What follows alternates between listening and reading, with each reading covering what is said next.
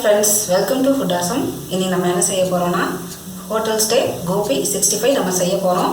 அதை எப்படி செய்யறதுன்னு இப்போ நம்ம வீடியோவில் பார்க்கலாம் வாங்க.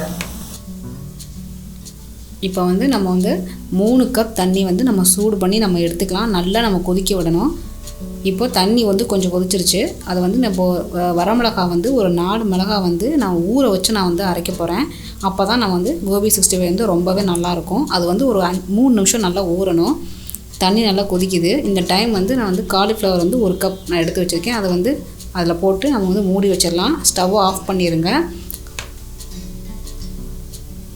அந்த சுடுதண்ணியில் நம்ம இந்த காலிஃப்ளவரை போடுறதுனால அதோட புழுக்கள் கண்ணுக்கு தெரியாத பூச்சிகள்லாம் செத்து போயிடும். நம்ம சுடுதண்ணியில் போட்டதுக்கப்புறமா 3 நிமிஷம் நல்லா மூடி வச்சு அப்படியே விட்டுருங்க.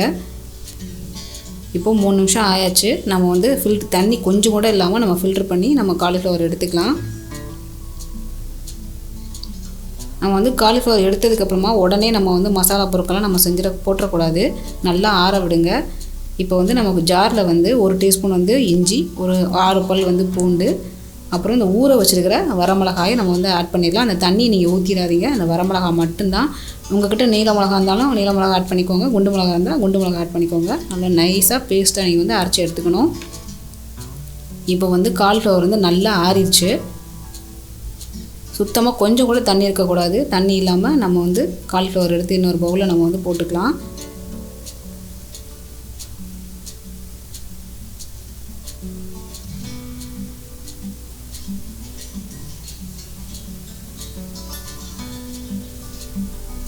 இப்போ நம்ம அரைச்சி வச்சுருக்கிற அந்த பேஸ்ட்டை நம்ம உங்களுக்கு காரத்துக்கு தகுந்த மாதிரி நீங்கள் ஆட் பண்ணிக்கோங்க. ஏன்னா குண்டு மிளகா ரொம்பவே காரமாக இருக்கும்.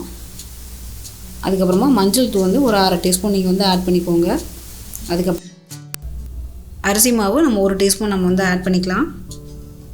அதுக்கப்புறமா கார்ன்ஃப்ளவர் பவுடர் ஒரு 2 டீஸ்பூன் நம்ம ஆட் பண்ணிக்கலாம். அதுக்கப்புறமா மைதா 2 டேபிள் ஸ்பூன் நம்ம ஆட் பண்ணிக்கலாம். உங்கள்கிட்ட மைதா இல்லைன்னா நீங்கள் கடலை மாவு ஆட் பண்ணிக்கோங்க. இப்போது நம்ம தண்ணி விடாமல் ஃபஸ்ட்டு நம்ம எல்லாத்தையும் நல்லா மிக்ஸ் பண்ணிடலாம்.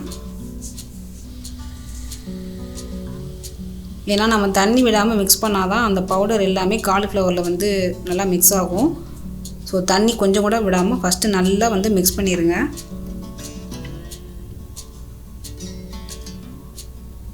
இப்போ தண்ணி நான் கொஞ்சம் கூட ஆட் பண்ணலை. நல்லா நான் மிக்ஸ் பண்ணிட்டேன்.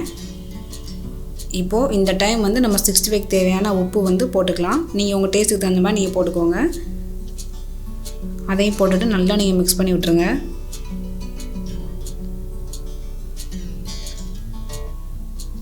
இப்போது நான் ஃபுட் கலர் ஒரு சின்ன ஒரு பிஞ்சு தான் நான் போடுறேன். நீங்கள் வேணும்னா போட்டுக்கோங்க, இல்லாட்டி நீங்கள் ஸ்கிப் பண்ணிடுங்க. அதையும் நல்லா போட்டுட்டு நல்லா எல்லா பக்கமும் ஸ்ப்ரெட் ஆகிற மாதிரி நல்லா மிக்ஸ் பண்ணி விட்டுருங்க.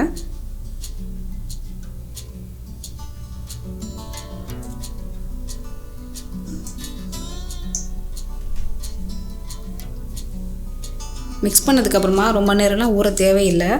இப்போ நம்ம டீப் ஃப்ரை பண்ண போகிறோம். இப்போ எண்ணெய் நல்லா காஞ்சதுக்கப்புறமா நம்ம ஒவ்வொன்றா எடுத்து அதில் நம்ம போட்டுடலாம். எண்ணெய் நல்லா காய விட்டு போடுங்க. காயறதுக்கு முன்னாடி போட்டுறாதீங்க. அதே மாதிரி நீங்கள் அதை போடும்போது மீடியம் ஃப்ளேம் வச்சு போடுங்க, இல்லாட்டி எண்ணெய் தெறிக்கும் உங்கள் மேலே.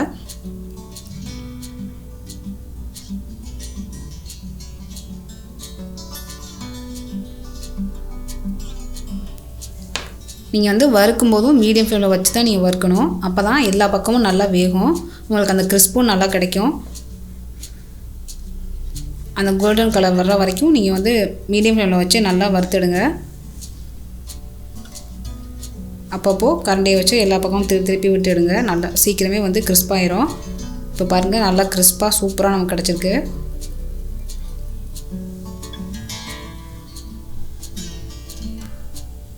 இந்த மாதிரி நல்லா நீங்கள் எல்லாத்தையுமே போட்டு வறுத்து எடுத்துக்கோங்க.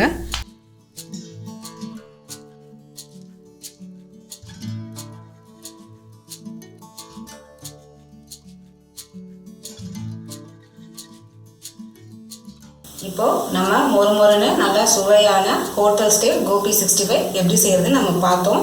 இதை நீங்கள் செஞ்சு பாருங்கள். செஞ்சு பார்த்துட்டு எனக்கு கமெண்ட் பண்ணுங்கள். இந்த வீடியோ பிடிச்சிருந்ததுன்னா உங்கள் ஃப்ரெண்ட்ஸுக்கு ஷேர் பண்ணுங்கள், லைக் பண்ணுங்கள். நன்றி.